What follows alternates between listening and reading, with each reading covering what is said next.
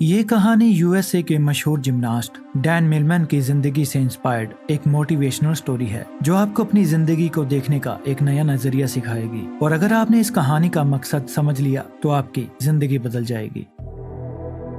Dan Milman को एक रात बुरा सपना आता है जिसमें वो ट्रैम्पोलिन के मुश्किल स्टंट्स परफॉर्म कर रहा था। उसकी परफॉर्मेंस बहुत अच्छी जा रही थी, लेकिन जैसे ही वो फ्लिप्स करके लैंड करता है तो उसका एक पैर टूटकर कांच के टुकड़ों की तरह बिखर जाता है। उसकी हालत देखकर सब डर जाते हैं, लेकिन एक रहस्यमय आदमी बड़ी शांति से उन टुकड़ों को इकट्ठा करने लगता है जिसने भूरे रंग के जूते पहने हुए थे। डैन घबराकर नींद से जाग जाता है। तब रात के 3 बज रहे थे और वो खुद को शांत करने के लिए बाहर वॉक करने चला जाता है। वॉक के दौरान वो एक गैस स्टेशन पर पहुंचता है जिसके साथ एक ग्रोसरी स्टोर था। वो वहां से कुछ सामान लेता है। तभी एक बूढ़ा आदमी अंदर आता है जिसने बिल्कुल वैसे ही जूते पहने थे जैसे डैन ने अपने सपने में देखे थे। डैन उसे कहता है कि तुम्हारे पैरों में अलग अलग जूते हैं। जवाब में वो आदमी कहता है कि इनमें से एक जूता नया है और दूसरा पुराना। फिर डैन स्टोर से बाहर आ जाता है और वो आदमी भी बाहर एक कुर्सी पर बैठ जाता है। पर अगले ही पल जब डैन पीछे मुड़कर उस आदमी को देखता है तो वो आदमी स्टोर की छत पर पहुंच चुका था, जो काफी शॉकिंग था क्योंकि एक बूढ़े आदमी के लिए बिना किसी सहारे के इतनी जल्दी छत पर पहुंच जाना नामुमकिन बात थी। डैन उससे पूछता है कि उसने ऐसा कैसे किया, लेकिन वो आदमी रहस्यमय ढंग से चुपचाप उसकी ओर देखता रहता है। तो डैन वहां से चला जाता है। फिर डैन कॉलेज में ट्रैम्पोलिन की प्रैक्टिस करने के लिए जाता है। डैन अपने कॉलेज का बेहतरीन ट्रैम्पोलिनिस्ट था, लेकिन वो अपनी परफॉर्मेंस से सेटिस्फाइड नहीं था। वो खुद को दूसरों से बेहतर समझता था, इसीलिए वो थोड़ा घमंडी भी था। अपने आप को बेहतर साबित करने के लिए वो डबल फ्लिप्स की बजाय ट्रिपल फ्लिप्स की प्रैक्टिस कर रहा था, जो बेहद मुश्किल और खतरनाक स्टंट था। ऐसा स्टंट करके वो बेस्ट एथलीट बनना चाहता था, क्योंकि ऐसा स्टंट आज तक किसी ने नहीं किया था। लेकिन वो ऐसा कर नहीं पाता और नीचे गिर जाता है। उसके कोच को ये सब पागलपन लगता है। वो कहता है कि तुम एक बेहतरीन खिलाड़ी हो, पर ट्रिपल फ्लिप्स परफॉर्म कर पाना मुमकिन नहीं है, क्योंकि इसके लिए असाधारण ताकत, अचूक तकनीक और निडरता की जरूरत है। और अगर जरा सी भी गलती हुई तो या तो तुम्हें सीरियस इंजरी हो सकती है या फिर तुम्हारी जान भी जा सकती है। कोच की बातें डैन को निराश कर देती हैं। ट्रिपल फ्लिप्स परफॉर्म करने के लिए उसे स्पेशल ट्रेनिंग की जरूरत थी, तो मदद मांगने वो उस बूढ़े आदमी के पास चला जाता है। डैन उससे पूछता है कि तुम सिर्फ 1 सेकंड में उस 12 फीट की सीधी दीवार पर कैसे चढ़ गए थे, क्योंकि मैं खुद एक जिम्नास्ट हूँ और मुझे अच्छी तरह से पता है कि कोई भी एथलीट ऐसा नहीं कर सकता। वो आदमी कहता है कि उसे समझने के लिए अभी तुम बहुत कमजोर हो और तुम्हें बहुत कुछ सीखने की जरूरत है। लेकिन डैन को अपनी ट्रेनिंग और नॉलेज पर काफी घमंड था, इसीलिए वो कहता है मुझे हर चीज की नॉलेज है और तुम मुझसे कोई भी सवाल पूछ सकते हो। तो वो आदमी उससे पूछता है क्या तुम खुश हो? डैन को ये सवाल फिजूल लगता है, फिर भी वो कहता है मेरे डैड के पास ढेर सारा पैसा है, पढ़ाई में मुझे बढ़िया ग्रेड्स मिलते हैं, मेरे अच्छे दोस्त हैं, मैं देखने में भी सुंदर हूँ और लड़कियाँ मुझे पाने के लिए मरती हैं। जवाब में वो आदमी कहता है कि अगर तुम्हारे पास सब कुछ है तो फिर तुम रात में सो क्यों नहीं पाते, क्योंकि कल भी तुम रात के 3 बजे मेरे पास आए थे और आज फिर तुम 3 बजे यहाँ आए हो। उसकी बातें सुनकर डैन उसकी तुलना महान फिलोसफर सोक्रेटिस के साथ करने लगता है और उसे सोक्रेटिस के नाम से ही बुलाने लगता है। इसके बाद वो आदमी पूछता है कि अगर तुम ओलंपिक टीम का हिस्सा ना होते तो तुम क्या करते। ये सवाल डैन को अंदर से हिलाकर रख देता है, क्योंकि उसने ओलंपिक के अलावा कुछ भी सोचा नहीं था। पर उस आदमी ने ये सवाल पूछा क्यों? डैन को लगता है कि वो आदमी संकी है, तो घबराकर डैन वहाँ से चला जाता है और उसे भूलने की कोशिश करने लगता है। अपनी रोजमर्रा की जिंदगी की तरह वो अपने दोस्तों के साथ क्लब में एंजॉय करता है, शराब पीता है और लड़कियों को इम्प्रेस करके रात में उनके साथ वक्त बिताता है। पर इसी दौरान अचानक से सिर्फ एक पल के लिए सोक्रेटिस उसके सामने आ जाता है, जो एक इशारा था ताकि डैन अपनी हरकतें सुधार सके। तो डैन सोक्रेटिस से मिलने उसके पास चला जाता है। उन दोनों में थोड़ी बातचीत के बाद जॉय नाम की लड़की खाना लेकर आती है। फिर वो दोनों खाना खाने लगते हैं। तब डैन अपने मुंह में खाना ठूसने लगता है और जल्दी जल्दी खाने लगता है, लेकिन सोक्रेटिस कहता है कि तुम्हें अपना खाना आराम से एंजॉय करके खाना चाहिए। वो कहता है कि तुम में बहुत सी गलत आदतें हैं और अगर तुम मुझसे ट्रेनिंग करना चाहते हो तो no TV, no meat, no alcohol, no drugs and no physical relationships. लेकिन डैन को अपनी ट्रेनिंग पर काफी घमंड था, तो सोक्रेटिस उसे सिर्फ 5 मिनट के लिए स्क्वाड पोजीशन में खड़ा रहने के लिए चैलेंज करता है। जो देखने में तो सिंपल लगता है, लेकिन उन 5 मिनट्स में डैन का सब्र जवाब देने लगता है और वो टेबल से गिर जाता है। अपना घमंड टूटने और खुद को बेइज्जत महसूस करने के बाद डैन गुस्से में वहाँ से जाने लगता है। तो सोक्रेटिस कहता है, सेल्फ एक्सपीरियंस हमें बहुत सी नई चीजें सिखाता है। हमारे अंदर हर सवाल का जवाब है, इसीलिए बाहर से सोचना बंद करो और अपने अंदर अपने सेल्फ एक्सपीरियंस से उनके जवाब ढूंढो। फिर तुम्हें पता चलेगा कि तुम रात को इसलिए नहीं सो पाते क्योंकि तुम अंदर से खाली हो और तुम्हें खुद के खालीपन से डर लगता है। वो ये भी कहता है कि एक योद्धा के लिए शरीर और दिमाग दोनों पर नियंत्रण होना बहुत जरूरी है और वो डैन को एक वॉरियर यानी एक योद्धा की तरह ट्रेन करने के लिए मान जाता है। अगले दिन डैन जब कॉलेज आता है तो उसे पता चलता है कि उसके दोस्त काइल के हाथ में प्रैक्टिस के दौरान फ्रैक्चर आ गया है और अब काइल ओलंपिक में क्वालिफाई नहीं कर पाएगा। टीम का कोच इस बात से परेशान था क्योंकि काइल पोमेलहोर्स्ट जिम्नास्ट में सबसे बेहतरीन खिलाड़ी था। रात को डैन फिर से सोक्रेटिस से मिलने जाता है। सोक्रेटिस एक गाड़ी ठीक कर रहा था और वो डैन से रेंच मांगता है। डैन जानबूझकर रेंच को उसकी तरफ तेजी से फेंकता है, लेकिन सोक्रेटिस बिना उसकी तरफ देखे बड़ी आसानी से उसे कैच कर लेता है। डैन दोबारा से ऐसा करता है और सोक्रेटिस फिर से उसे कैच कर लेता है। सोक्रेटिस कहता है, हमारे दिमाग में लाखों बेतुके विचार चलते रहते हैं जो हमारे लक्ष्य को धुंधला बनाकर हमें भटका देते हैं। फिर वो डैन को थप्पड़ मारकर उकसाता है और जवाब में उसे पंच मारने के लिए कहता है। पहले तो डैन शांत रहता है, लेकिन जब वो सोक्रेटिस पर हमला करता है तो सोक्रेटिस उसे बड़े आराम से हरा देता है। फिर वो कहता है कि अपने लक्ष्य के अलावा जो कुछ भी तुम्हारे दिमाग में चल रहा है वो सब बेकार है। उस कचरे को अपने दिमाग से बाहर निकाल दो। और कल सुबह उसे कैंपस में ब्रिज के पास बुलाता है। अगले दिन जब डैन ब्रिज के पास पहुंचता है तो सोक्रेटिस उसे धक्का देकर पानी में गिरा देता है। गुस्से में डैन उस पर चिल्लाने लगता है। तब सोक्रेटिस कहता है, जब तुम नीचे गिर रहे थे तब तुम्हारा दिमाग बिल्कुल खाली था और अब फिर से उसमें कचरा भर चुका है। डैन गुस्से में कहता है, मेरे दिमाग में कोई कचरा नहीं भरा है। तो सोक्रेटिस डैन के माइंड को कंट्रोल करके वो सब देखने लगता है जो उसके दिमाग में चल रहा था।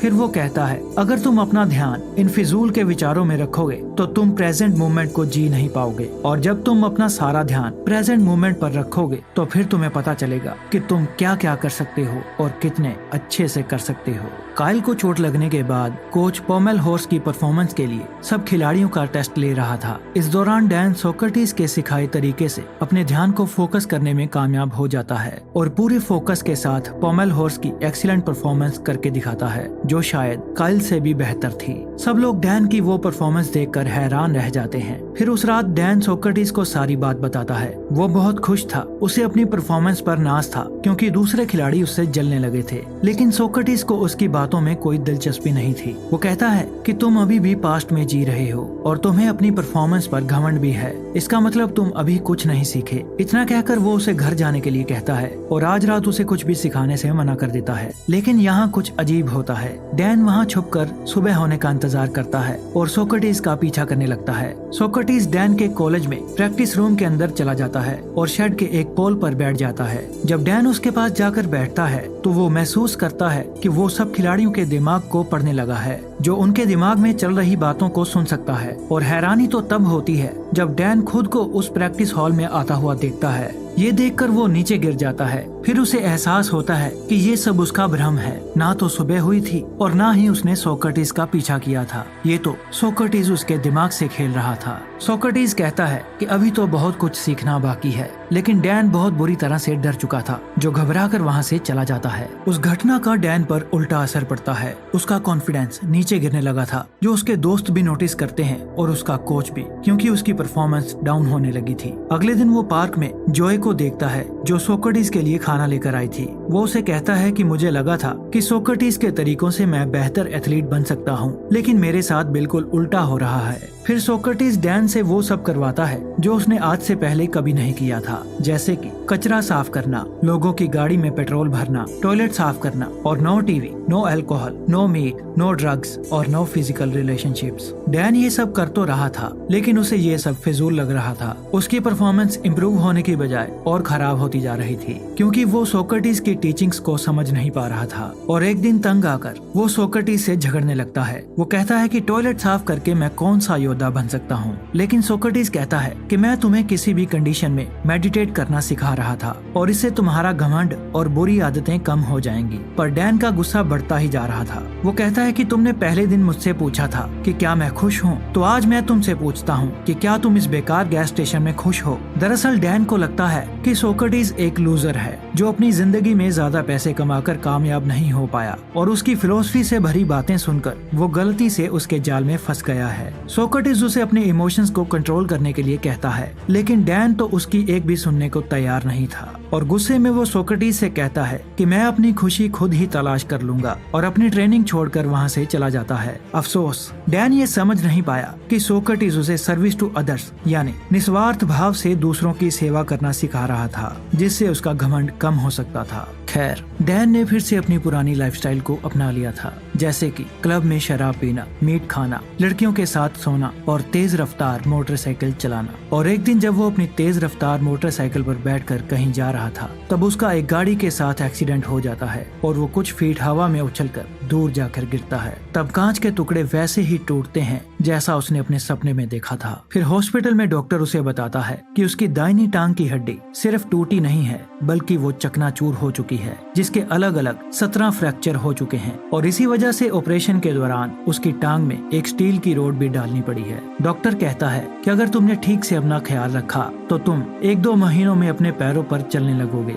सिर्फ चलने। डैन को पता चल चुका था कि उसका ओलंपिक में जाना लगभग नामुमकिन हो चुका है, क्योंकि उसे चलने के लिए भी बैसाखी का सहारा लेना पड़ता था और उसकी ट्रेनिंग भी पूरी तरह से बंद हो चुकी थी। टांग टूटने के बाद अब उसका घमंड भी टूट चुका था। फिर एक दिन जोए उससे मिलती है। उसे डैन की फिक्र हो रही थी क्योंकि ओलंपिक में जाने का उसका सपना टूट चुका था। उन दोनों में अच्छी अंडरस्टैंडिंग थी और वो दोनों एक दूसरे को पसंद करने लगे थे। अपने सपने को वो यूं ही टूटते हुए नहीं देखना चाहता था, इसीलिए वो अपने कोच से मिलता है और कहता है कि मैं 3rd राउंड से तो चूक जाऊंगा, लेकिन 8 महीने बाद फाइनल क्वालिफायर राउंड है और मैं उसमें परफॉर्म करूंगा, जिसके लिए उसने ओलंपिक कमेटी में पिटीशन भी फाइल कर दी है। लेकिन कोच को उसकी हालत देखकर लगता है कि डैन अब कभी भी कंपटीशन में हिस्सा नहीं ले पाएगा, क्योंकि उसके पैर में स्टील की रोड डली है और डॉक्टर्स ने भी उसे ट्रेनिंग करने से मना किया है। अपने सपने को टूटता हुआ देखकर डैन गुस्से से भर जाता है और वो अपनी ट्रॉफीज को तोड़ने लगता है। ये दौर उसकी जिंदगी का सबसे मुश्किल दौर था। उसका सब कुछ बर्बाद हो चुका था।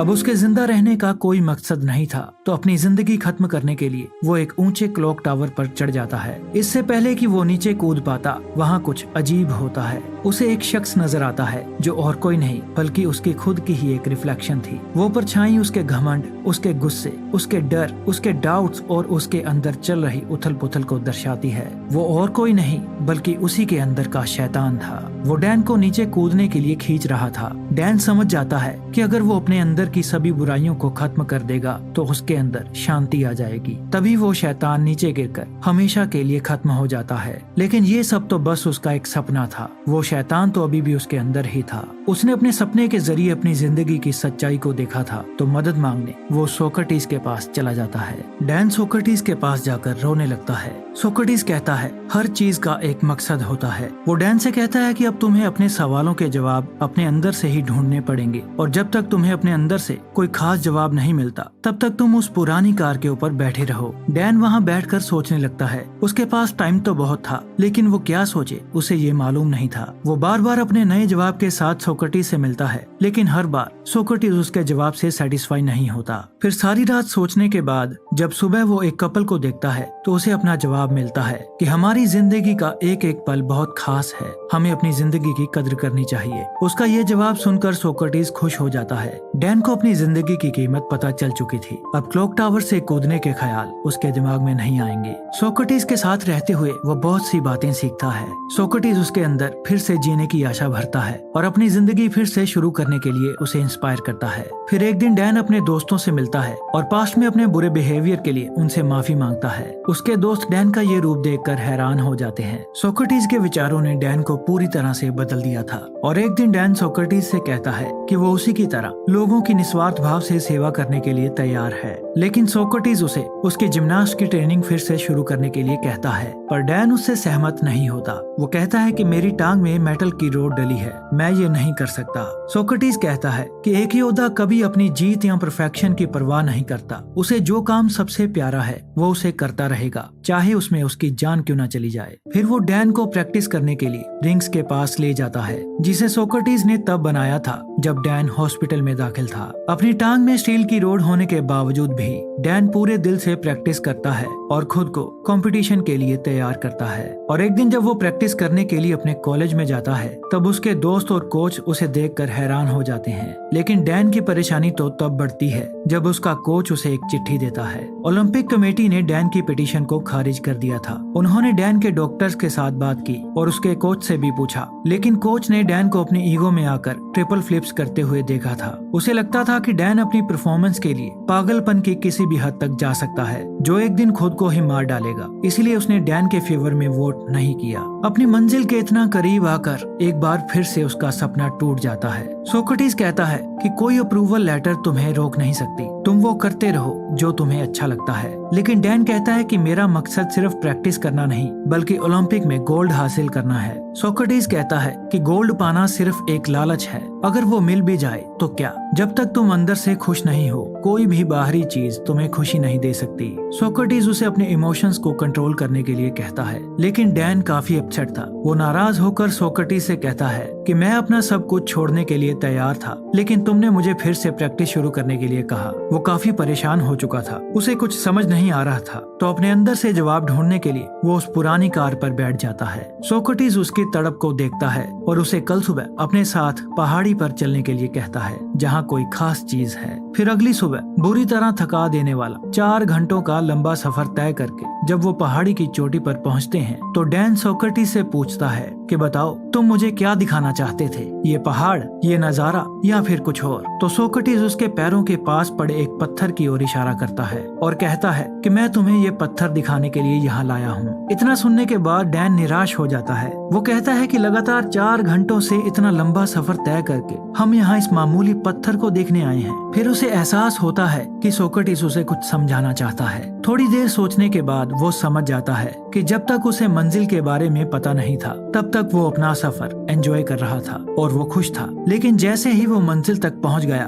उसकी खुशी खत्म हो गई, क्योंकि जो खुशी सफर में है वो मंजिल को पाने में नहीं। डैन ये भी समझ चुका था कि उसका गोल्ड हासिल करने का सपना भी इस पत्थर के समान ही है, जिसे हासिल करने या ना करने से कोई फर्क नहीं पड़ता, क्योंकि असली खुशी तो सफर के दौरान है। और अपने सफर को एंजॉय करते हुए वो बिना किसी की परवाह किए प्रैक्टिस हॉल में प्रैक्टिस करने लगता है। उसकी बेहतरीन परफॉर्मेंस देखकर सब हैरान हो जाते हैं और उसका कोच उसे फाइनल क्वालिफायर राउंड में ले जाने के लिए मान जाता है। डैन अपनी टीम के साथ सोक्रेटिस को भी ले जाना चाहता था, लेकिन जब वो गैस स्टेशन पहुंचता है तो वो देखता है कि सोक्रेटिस वहां से जा चुका है और उसकी जगह आज ही एक नया लड़का आया है। वो गैस स्टेशन के अंदर जाकर भी देखता है, लेकिन सोक्रेटिस का कोई भी नामो निशान नहीं था। शायद वो अपना काम पूरा कर चुका था। फिर क्वालिफायर राउंड में डैन अपनी परफॉर्मेंस करता है। उसका अपने दिमाग पर पूरा कंट्रोल था। उसे गोल्ड पाने का लालच या डर नहीं था, वो तो बस इस पल को एंजॉय कर रहा था। एक्सीडेंट के बावजूद भी उसकी ऐसी परफॉर्मेंस देखकर सब लोग बहुत ज्यादा हैरान थे। इसके बाद डैन ने बर्कली की टीम के साथ अपना पहला नेशनल टाइटल जीता और उसने जॉय के साथ शादी भी कर ली थी। और बाद में डैन ने अपनी जिंदगी पर किताब लिखी जिसका नाम था way of the peaceful warrior, जिसने लाखों लोगों की जिंदगियों को बदल दिया। और ये मूवी इसी किताब पर आधारित है।